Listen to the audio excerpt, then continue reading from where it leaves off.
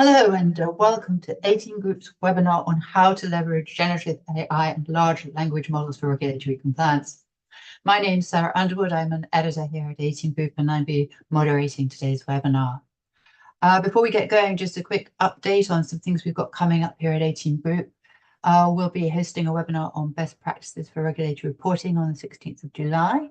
And in terms of events, we've got a new event, AI and Capital Markets Summit London on the 20th of June and our RegTech Summit London on the 3rd of October. You can find out more about these at the bottom of the page, and I'll give you a quick reminder at the end of the webinar.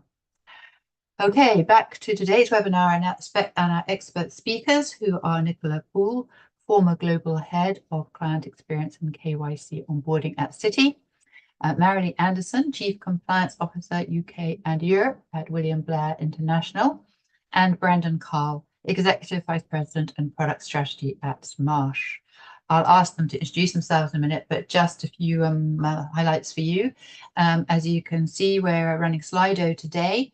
To the right of the video, is a box with the questions and polls, well, two sections, one for the questions and one for polls. We'll be running 3 audience polls today. They'll come up in that box, so please do take part and let us know your thoughts on various areas of Gen AI and LLMs. In the other panel, please feel free to post your questions to our speakers. We'll gather those up and take them sometime during the webinar so they don't get left to last and get lost. So do please put your questions in and we'll answer as many as we can. So enough from me, and let me ask our speakers to introduce themselves. Nicola, coming to you first, please let us know a little bit about your interest here.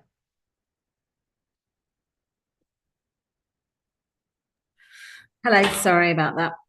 My name is Nicola Poole. I've been in the industry, the financial services industry, for 25 plus years, very much focused on client experience and client journeys. I've been in various roles across a number of banks looking at client lifecycle management, both run the bank and transformation. And obviously with transformation at the forefront of AI and the development of these tools, very much in my mind around finding solutions for financial crime and client journeys.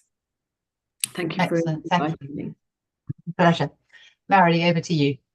Hi, I'm Marilee Anderson. I have also been in the industry for over 20 years, both on the front office side and more particularly as an advisory compliance officer in various leadership roles, both in the UK and in Europe. I am very much interested by the whole AI and generative AI, I should say, technological developments as a user, as a potential user, and looking forward to discuss the various ideas around it. Thank you very much indeed. And Brandon, coming to you. Sure. Thank you for having me today. Brandon Carl. I work at Marsh, where I oversee both our product strategy as well as our AI and ML efforts. I spent the first close to a decade of my career on Wall Street, actually in front office sales and trading and interest rate derivatives, which I joke is the good kind, not the evil kind. But I worked through the financial crisis and saw, up front, close and personal, what happens with misconduct. I saw many customers actually go under. And so the second half of my career here, I've really dedicated to how we use machine learning in terms of combating that, particularly in communication surveillance. So we helped to pioneer the use of machine learning within communication surveillance close to a decade ago at this point here. And we've just continued to push the envelope further and further forward. So excited to be talking about the additional developments that are here. Excellent. Thank you very much indeed. Let's start with an audience poll question. So please do take part. It asks, to what extent has your organization invested in Gen AI and LLM solutions for regulatory compliance? So while you answer the question, let me come back to Nicola to talk about how she sees the potential of generative AI, or Gen AI, I should have said that sooner, and large language models, or LLMs, in regulatory compliance. And perhaps if there are any specific regulatory requirements that lend themselves to these technologies particularly well.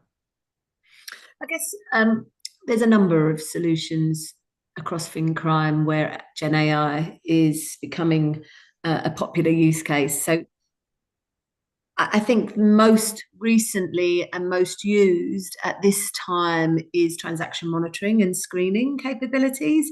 I would say that as it has the perfect use case, it's using data that's within an organization that you have access to. It is looking at, repetitive activities within your client base. It is monitoring, the flow of data through the organization, and actually has been, over the recent years, obviously volumes are increasing in this space, and has become such a human capacity drain. And so therefore the use of AI to actually decrease those false positives, help really identify the real issues that we're facing. I think transaction monitoring for me is probably the biggest use case in regulatory in the regulatory framework and in financial crime today. I don't know whether, Brandon, you agree or have seen any other solutions that are widely used. I think everyone's looking at various different activities, but I think that one is a use case that we could probably say is live for various organizations. Yeah, I think that's right, where you have a situation where everybody's talking about it and no one's doing it yet, which is actually for good reason, as we'll get into in terms of compliance infrastructure and those sorts of things. When we take a look at, in principle, what the technologies open up in terms of their capabilities, in principle, you have a technology that can understand human language. And in principle, you have a technology that can actually generate human language. Now, in practice, there are actually still a number of issues in terms of reliability and things we'll get into in a minute. So in many ways, the broader industry is really still in that POC phase, where demos are easy, but production is hard. Now, when we take a look at that understanding and then generation of communications, the biggest use cases are going to be anything that involve communications. And so, to your point, the transaction monitoring can be, written communication heavy in terms of how to process that. But the buckets we think of this in is alert quality, to Nicola's point. Then on top of that, workflow automation, moving beyond generative into agentic AI, which we'll talk about a little bit later, I hope, as well. And then investigations. But for many of these things, they're still very much in the prototype phase and human in the loop phase for these sorts of situations. Okay, if we could see the poll results, please. Let's see where our audience is. Brandon, would you like to comment on that? I think it sits very well with your view that there's a lot of POCs out there and people thinking, but not in practical practice yet. What do you think? Yeah, I think that's right. 2 data points I'll share with you. First of all, in surveys we've had within communication surveillance, nearly 3/4 of people are investing in LLMs and Gen AI. But when you take a look at the number who are actually working through model governance and how you regulate that, 0% have made some or significant progress versus 74% actually investing in it. So that's really the gap that we see. I've also spoken to firms who have thousands of use cases on deck. A handful of those are actually making it through, and some firms are retrenching in terms of their focus areas to go after the areas where they can rely on the technologies more. So definitely yes to the investment on things, but I think that moving that investment into production is still in progress for many firms. Okay, thank you very much indeed, Brandon. And so sticking with that topic briefly and coming to you, Marilee, should financial institutions be investing money, human resources and time in these technologies now? And if so, why? I think they are, from what we've seen. They should be, perhaps, but why?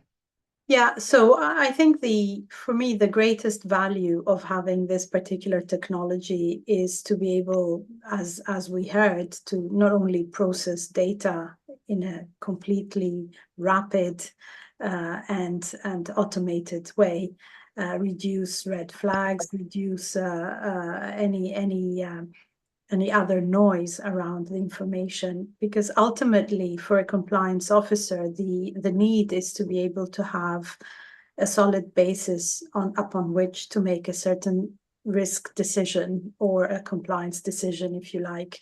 So yes, there's a lot of interest. There's something that definitely, it's not just a question of investing in the technology for a process internally, but it's creating the governance around it and also upskilling your staff, because again, with a compliance hat on, if you have a, state-of-the-art Gen AI surveillance process and you get audited by any regulator, you have to be able to explain, and the whole explainability element is particularly important. Thus, the need to invest not only in the actual technology, but also in upskilling your compliance team. So we're moving away from a lot of firms invested, for example, in having their surveillance teams in a low cost jurisdiction because of the amount of data that has to be processed. So we're moving away from that, and we're moving more to smaller teams but more skilled teams. Okay, thank you. Nicola, would you agree with that? And from an investment point, do you think firms see this as a competitive advantage if they can get ahead by investing in technology, people, and so on? Yeah, I totally agree. And I think the upskilling of your employees is essential for success. I think what we will start moving away from is, what we all aim to move away from is those people who are document and data gatherers and, reading through and manually discounting to risk assessors. And I think that is what we need from our people, but also we need people upskilled in AI. I think we have got a lot of people in technology departments making decisions around AI and what solutions that we can bring in, but actually the people who are going to be using these solutions aren't skilled enough. And I think they need to be upskilled in both what is AI, how does AI work, and what is it going to do for their organization, and how do they interpret it, how do they run a governance framework, what are they expected to look out for when they are reviewing results or when they are being asked by regulators to have what you called, Marilee, that explainability about the tool that they've implemented and how it's benefiting them and why they can trust it.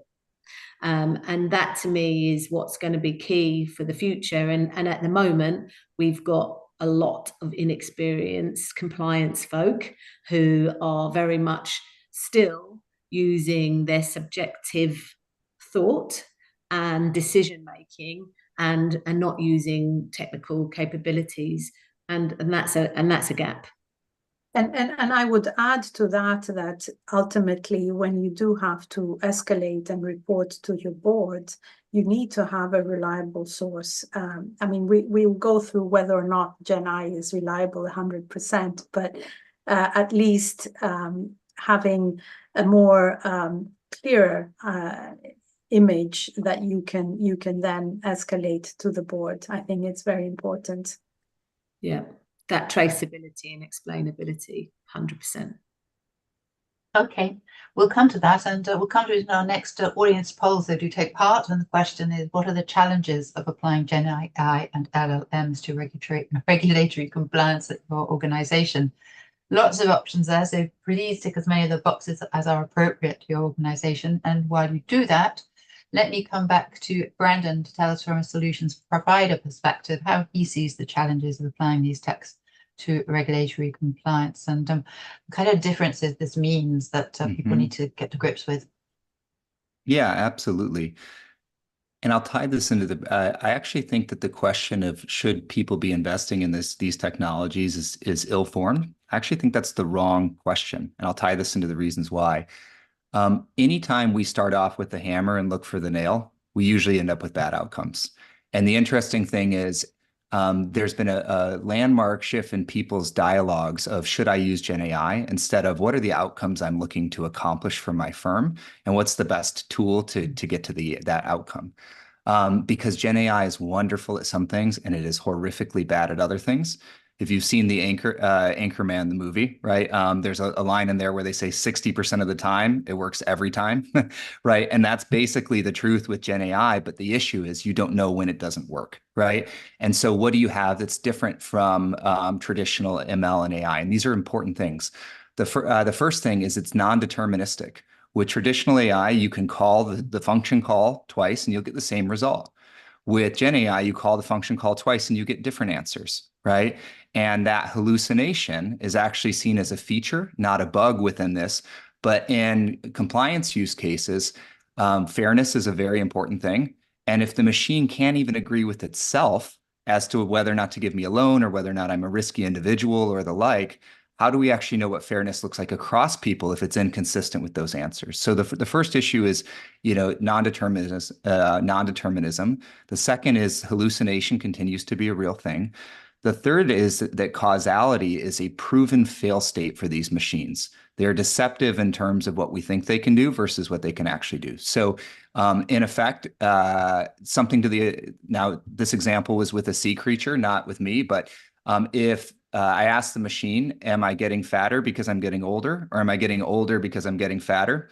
It actually thinks I'm getting older because I'm getting fatter. And while I may feel like I'm getting older because of that, right, it's actually missing the cause and effect piece of this here. So as you get into these things, where we're really at in terms of a broader industry is these fail states are not yet solved, right? And so we have to be very thoughtful about the use cases we pursue with open eyes about these fail states. We've written books actually on this, so we love Gen AI, we embrace it and the like, but what I would really encourage as people take a look at this is to start with the outcomes you want to achieve for your program, and then ask what is the most reliable technology to get to those outcomes instead of inverting the problem the other way around. Okay, that's great. Thank you. Marilee, what would you say there from a practitioner's perspective? How do you see the challenges affecting your organization?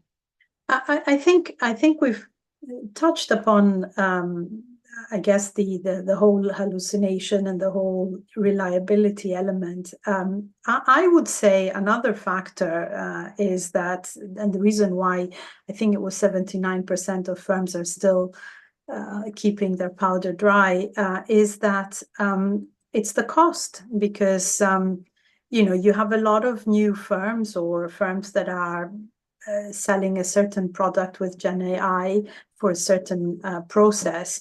And actually, when you calculate the costs of incorporating it in your organization, maintaining it, training the staff, etc., it remains quite prohibitive for the actual result that it offers. So there's an element, and I've spoken to other of my fellow CCOs, there's an element of wait and see before you actually shop the correct solution, which offers the best outcome for your firm. And it's very specific to each firm, as Brandon mentioned.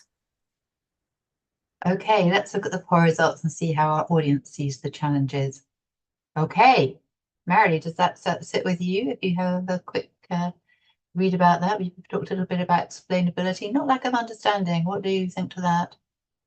Yeah, I think it comes through the explainability factor comes through the cost, limited budget for new techs comes through the upskilling. I think it all comes out. It's interesting about the concerns about bias and ethics, because there is a lot of focus on security and being able to preserve things such as privacy concerns. And unless you have a very robust governance within your organization that can monitor that, I mean, in certain countries, such as in Italy, for example, open AI or open Gen AI platforms are prohibited, such as GPT, because of the issues around privacy and the security element of it. So I think we are at a very interesting stage. It's the dawn of this new fantastic solution that will definitely make everybody's work better and safer in the long run. But the security element still persists, and it can offer bias, it can offer elements around ethics at the moment, which no one is really prepared to take on as an additional risk with all the other compliance key risks, for example. Okay, thank you. That's very helpful. Brandon, do you want to add anything on that? Is that what you kind of see in the market? Sorry, In just lost part, it. yeah, in part, it is what we see in the market. But what I would add to that is some of the other fail states.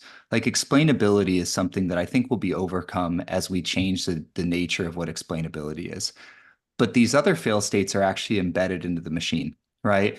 And while we talk about LLMs quite a bit, some of the greatest injections of bias come from the reinforcement learning with human feedback. And the best near recent example was what Google encountered with their Gemini tech that they had to pull off of the market. And so it's not just that the LLMs are learning from these corpora, it's that they're also learning from the humans that are actually engaging with them. Not when we get this into production, but from OpenAI, from Google. Like this is basically a pre-release step that actually goes into that. So I would agree, Sarah, that the concerns listed are concerns, but I would actually put a top concern that isn't listed on there, which is actually overcoming the inherent fail states of the technology and then using the tech in the right way. I know I'm sounding like don't use the tech. We fundamentally believe you should use the tech, but you can't use it on its own, and you have to use it for the right use cases. Okay, that's great. On that note, let me come back to you, Nicola, to talk about best practice approaches to address these kinds of challenges. Obviously, people are very aware of many of them. How would you sort of set about that?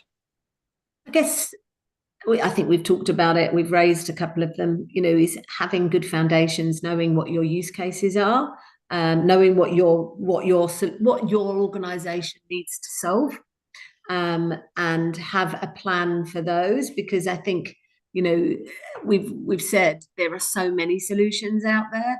To make the choice from the right one is very difficult. Hence why Marilee was saying people are waiting. People are seeing what the solutions are actually doing for others before making decisions.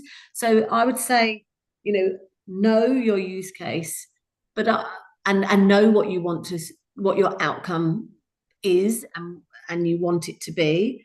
I would also say, do you have your data in a good place? Because if you're still in a state of cleaning data, sourcing data, having your house in order where it relates to the brownfield tech that you may have, or the data sources that you have both internally and what you might use externally. If you don't have that in a good place, your AI isn't going to give you what you need to be successful. So I think those are sort of core things I would be looking at before making to be able to avoid some of these fails. Okay, that's great. Brandon, what would you say that in terms of addressing these challenges top down? And then if you want to go forward a little bit more and look more specifically at the data and data management challenges of Gen AI and LLMs, as we know, if we put rubbish in, that's what we get out. Mm-hmm. Yeah, absolutely. I agree with what Nicola was saying on that. And what I would encourage, I know financial services firms are held to the standards of AI washing. And I would encourage people to hold their vendors to those same standards as well. We see a lot of marketing, but the standards really require that you have scientific evidence for performance, right? And the reasons for why you're dealing with things. So I would make sure, in some ways, the potential for the tech is so great. Don't even focus on the potential. The potential will take care of itself. Focus on actually taking care of the risks that are embedded. So you want proof. You want to know that that's proof on production data. You want to make sure that the vendor you're working with is actually, the way that they've created this is treating the data of their other customers sensitively. I've seen vendors that make claims that they have trained on like donated customer data that would be an InfoSec breach, right? Like you want to make sure to take care of these sorts of things. So I would say get familiar with the problems, right? Invest in the long haul for this, right? And then make sure to try to hold your vendors to those AI washing standards. I love what Nicola had said with get your data right first. It's one of the hardest problems that we actually see in terms of the industry is just getting your foundations right. If you're taking your Teams messages and then compressing them down to email, like you're going to lose reactions and reply chains and all of those sorts of things. So you have to make sure that that data foundation layer is if you think of a building, like you wouldn't actually and Gen AI is the top layer of the building. Like you wouldn't build that top layer as this big heavy layer with actually toothpicks down below, which I think is to Nicola's point, like you're making investments here for the next 3, 5, 10 years. Get the foundations right, get the skills right in your firm, get the wins along the way that you can as you go, and make sure that you're holding vendors to the same standards that you yourself would be held to. Okay, let's move into our next question. And Mary, we touched on this as well. What practical guidance would you offer on the selection, implementation, and optimization of Gen AI and LLM solutions for compliance? Obviously, you're sitting there in compliance. We've talked a little bit about the selection and the need to follow your use case rather than just buy one because it looks great. How would you help people do that?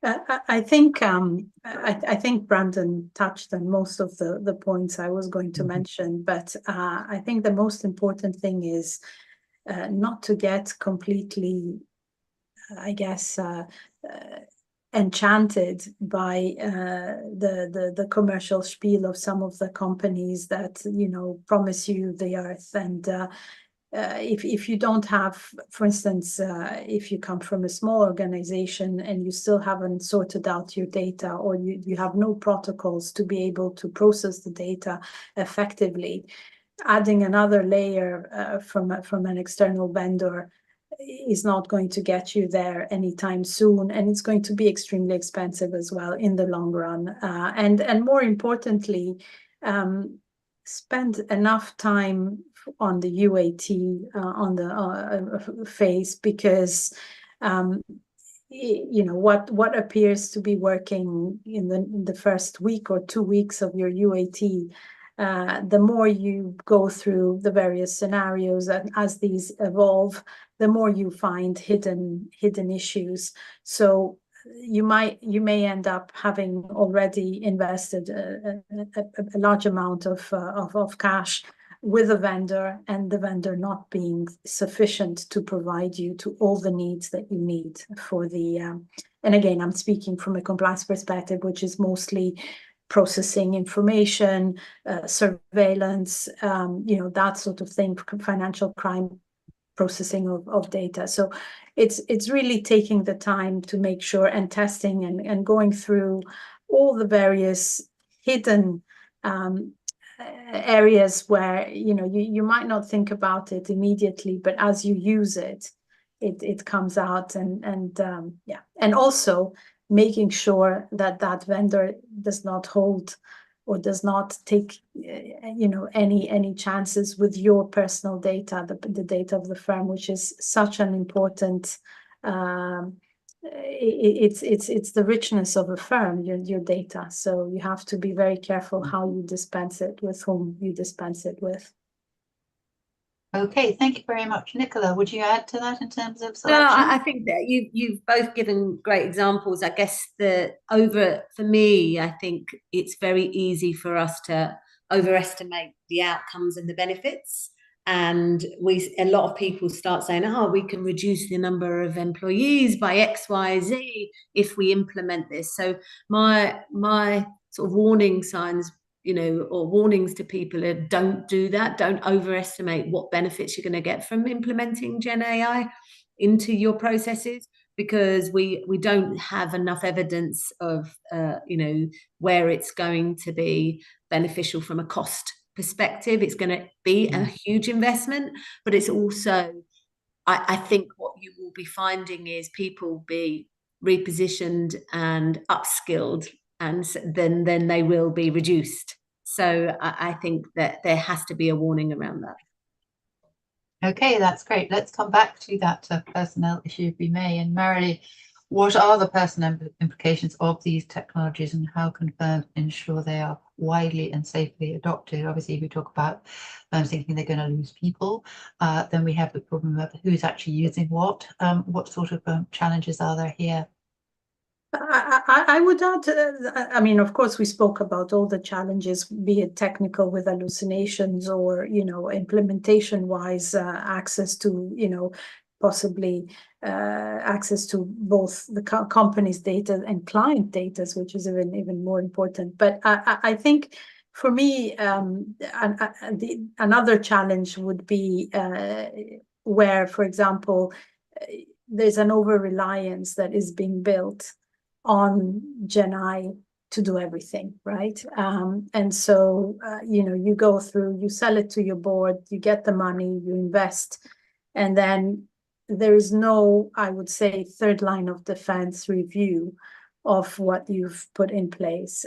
So there's this over-reliance, and, we've seen, Brandon did mention, there are cases where the machine thinks that they are creating a new set of conclusions, which will then lead you to make a bad decision from a risk and compliance perspective. So, that's why ultimately the question is, will it ever replace a compliance officer? And I personally think no, it will not, because there's the elements of you do need subjectivity in some cases, which the machine may or may not be able to replicate. Thank you. Nicola, what would you add there? You touched on perhaps potentially less people. How can firms make sure that personnel are sort of adopting and implementing in a useful and correct way? I guess it's less about. I don't think less people is what's going to happen from the use of Gen AI. I think what is going to happen is the need to upskill, as I said, repurpose people, and to do that, you are going to have to ensure that people understand the tool, the algorithms, the models that you're implementing, which is a completely new skill set. So I think we will, as sort of first line of defense or second line, be looking for more data scientist skills. The CVs that we traditionally go for, which are people with KYC experience, advisory experience, are going to be a thing of the past. And actually, we're going to be looking for technical and data scientist type skill sets. So I think it's going to cascade through, those that are attending university today to say, okay, what do I need to specialize in? What is it for me as a career in the future if I want to be successful in finance? Is it all about, analytics and economics? Maybe not so. In the future, there's going to be a far more broader technical element to and data in the skill sets that we're looking for. So for me, that's what the personnel sort of impact is going to be. Okay, thank you both. That we have touched on indeed. Thank you very much indeed. Let's take a break for some audience questions. I have quite a few here, and Brandon, putting the first one to you, and I'm not sure if it has a direct answer, and it asks, how can organizations ensure the accuracy, reliability, and transparency of generative AI and large language models in regulatory compliance application? That's a big ask. Yeah. So there won't be one size fits all solution with respect to this, right? What I would think about in the way that we like to think about this is really in two aspects. One is around governance, and the other is around what's known as ML ops and AI ops, right? So on the governance side of things, right, you need to make sure that you have the right questions you're asking with respect to your vendor, right? Like, for example, I was on a panel recently with OpenAI, and we were talking about data poisoning, right, as an issue within some of these sorts of things. So you want to make sure that you have, good governance in terms of your vendor.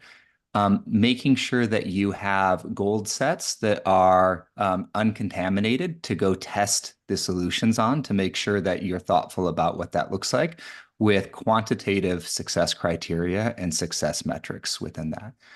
You also need to begin thinking through the specifics of what governance actually looks like, and acknowledge and just accept the fail states. So if you accept the machine hallucinates, and you accept non-determinism, and you accept issues with cause and effect, what are the leftover use cases that actually still are beneficial? And if you have use cases that are beneficial within that, then make sure that your governance framework takes care of those from an explainability standpoint and the like. So that's the operation side, or excuse me, the governance side. The ML ops and the AI ops side is very important, but oftentimes overlooked. McKinsey will call this the industrialization of AI. And effectively, the way that we think about this is not a one and done sort of situation where you basically say, hey, good thing we got that project done. This is just sitting here now, right? You have versioning that you need, right? Your nature of your business is going to change. In the event that your business does change, how quickly can you actually respond to what those changes are? Do you have auditability? Do you have versioning of models? Do you have rollbacks for if things actually go wrong? Like, what are the controls that you put in place? Do you have the ability to tap into the subject matter experts and the practitioners that you have for them to influence the outcomes and the decisions that are actually made, right? And so you really need to take a look at both that initial bit of how are you testing and governing it, right? Which is pre-prod and then ongoing, but also the operations piece to make sure that you can actually, be agile and continue to be agile, as these technologies develop. Excellent. Thank you very much. And Mary, can I come to you? It's a question that kind of builds on that. It asks, how can Gen AI and compliance teams deal with regulatory change as it happens? That's obviously something that's been a challenge for compliance teams for a long time, but how can this be kept? How can you keep up with using Gen AI? So interestingly enough, there are quite a few vendors that sell a Gen AI regulatory development programs that help you keep abreast of all the regulatory evolutions and developments. Again, to the extent that it is a data source, right? So it's just a question of incorporating the various data sources and the jurisdictions that you may be present as a regulated firm, for example, as part of the initial construction or solution that you may go for. I think, and of course, it's an automated feed that is built as part of the technology. I think the more important thing is, again, we spoke about that, is making sure that the team that oversees the Gen AI process is also savvy of regulatory expectations, because there's one thing to get, the source of the new regulation, but continuing their compliance job, speaking with regulators, managing the regulator is extremely important.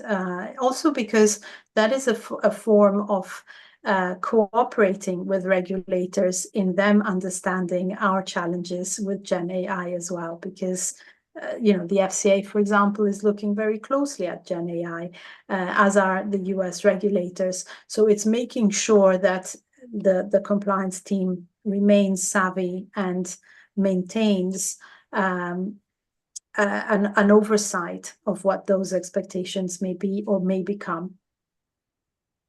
Okay, that's great. And sticking with the people and personnel issue and coming to you, Nicola, the question here. Here we go. Is there a role here for a senior executive to have overall accountability and responsibility to oversee Gen AI across financial institutions? Obviously, this is early days, but do you see that coming through?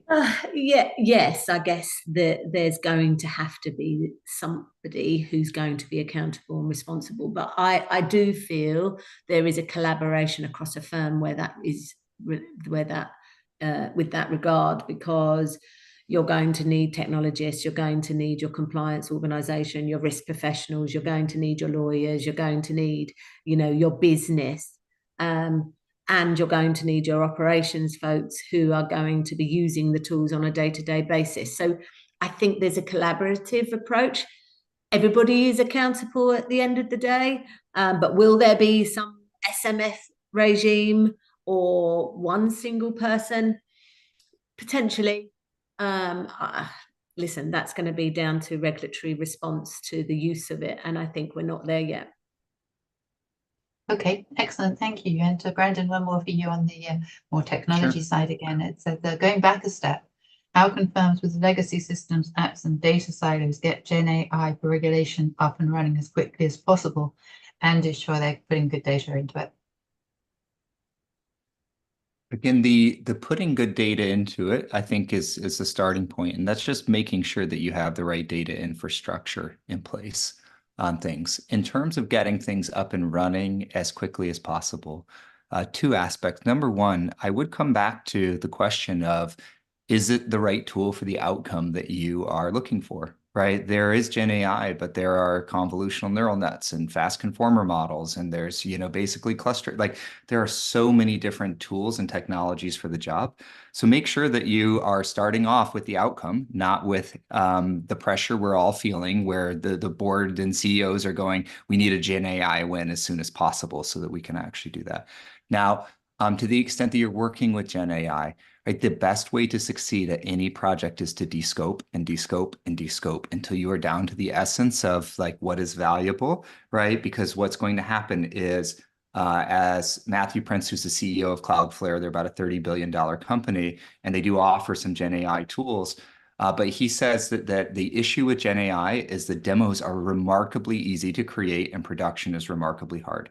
And so descope all the way to the point it almost feels awkward for you. Like, I think I've descoped too far, and that's probably your starting point if you actually want to get into production quickly. Okay, very helpful. Thank you. And Mary, I'm going to come back to you on this one. It may be your experience. I don't know. It says it can be difficult to get support and funding for Gen AI and LLMs from senior leadership when it is worried about what can go wrong. So how best can we do this? Yeah, I think that is a very true statement. There are two kinds, I would say, of looking at it. One which is the commercial element in a lot of investment management companies, for example. Gen AI is starting to be a very attractive tool for clients, and again, for all the reasons that we spoke about, it's still not 100% a secure instrument to sell to clients. So that's one thing. So I can understand a board being worried or senior leadership being worried about AI vis-a-vis their clients. The other one is internally. Again, it's the cost, it's the relationship between cost and benefit. And ultimately, how robust are a company's internal systems to avoid any of the security incidents that we discussed about. So a discussion that may start with, should we be investing in AI? We absolutely need to do so, et cetera, et cetera. If you start asking the right questions to the board, like, okay, but do we have the right infrastructure? Should we be first investing in the right infrastructure before we get to the Gen AI? Really should be part of the dialogue that you would have with senior leadership. So it's really seeing internally, are we robust enough to be able to bring that technology internally? And then saying, if we are, or, where is the horizon? So explaining that, and as I said, and as Brandon said, and Nicola, building a governance around the whole process definitely is a talking point that ultimately will make the board more comfortable. Okay, thank you very much indeed. And one more, it's for you, Brandon. I have to ask it. It goes, help. Gen AI systems are springing up all over the place. How can we approach and manage this, ensure the right data is being used, and avoid the unwanted outcomes of Gen AI and LLM? You've probably seen a smaller version of that where people across the company are going, yep, let's use this, or let's have a go at that. Yeah. What do you do then? Everybody's doing it. What do you do? Yeah, I mean, so one of the things that you can do is to keep a human in the loop, right? In terms of things. That's probably one of the safest grounds that you can have on any of these use cases. The second is to educate your stakeholders, right? This isn't a situation of like, hey, I'm going to go debug the machine and then it's not going to actually hallucinate. Or I'm going to go debug like with traditional software, you go and you fix the bug. But some of these things are inherent to the architecture and the like. So you have to educate your stakeholders as to what those limitations are. And then you need to also have basically compensating controls in place in terms of how you approach this.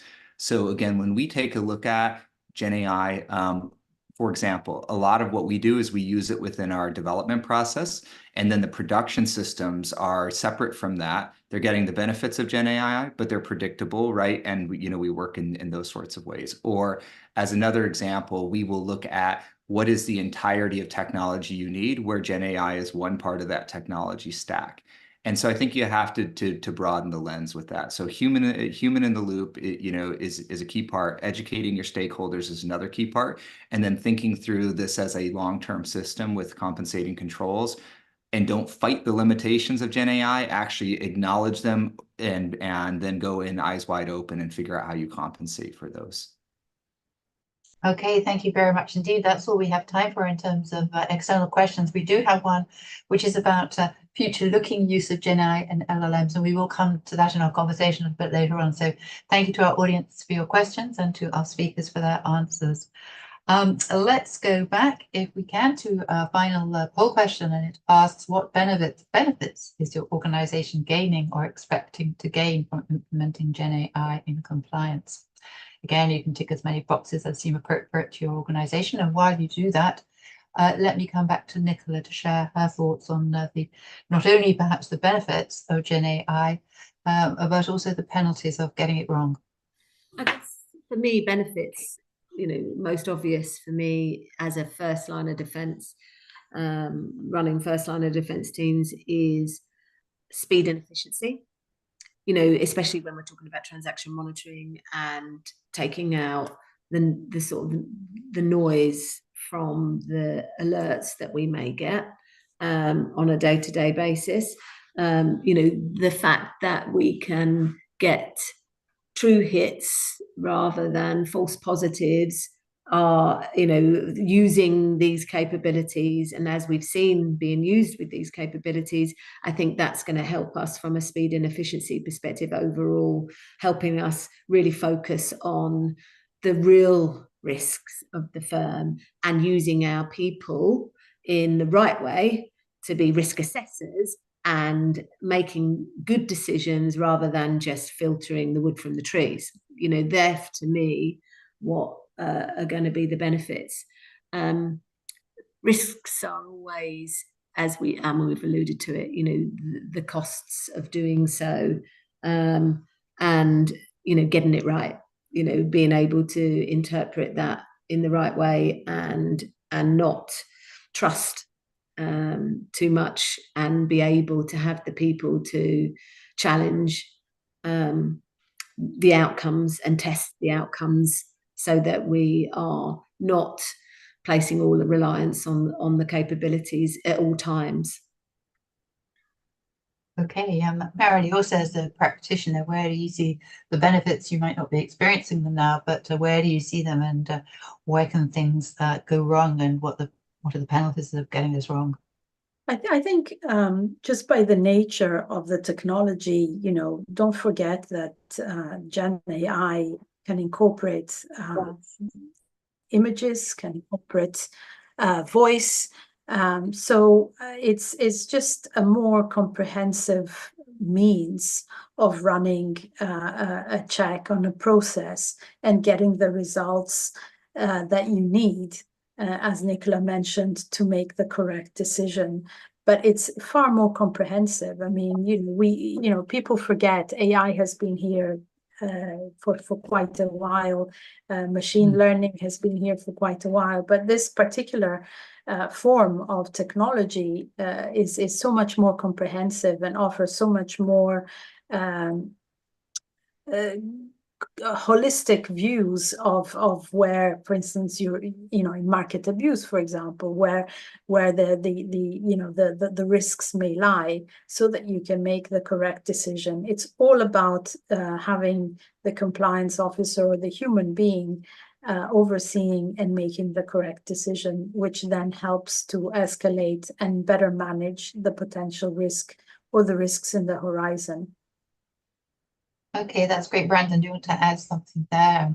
When you're out in the market, what benefits are people expecting, and what sort of penalties will they experience if they get it all wrong? Sure. So I think that the benefits have been really well covered, and I'll share a little bit more on that in the next question or two. But the way that I would think about this is you're effectively scaling out judgments or some form of task. And so the benefit of that is you can actually not only get scale in terms of efficiency and effectiveness, but you can also get consistency, right? One very troubling thing, and good to know if you're ever indicted, a judge is more likely to acquit you in the morning than they are, through as the day goes on right before lunch.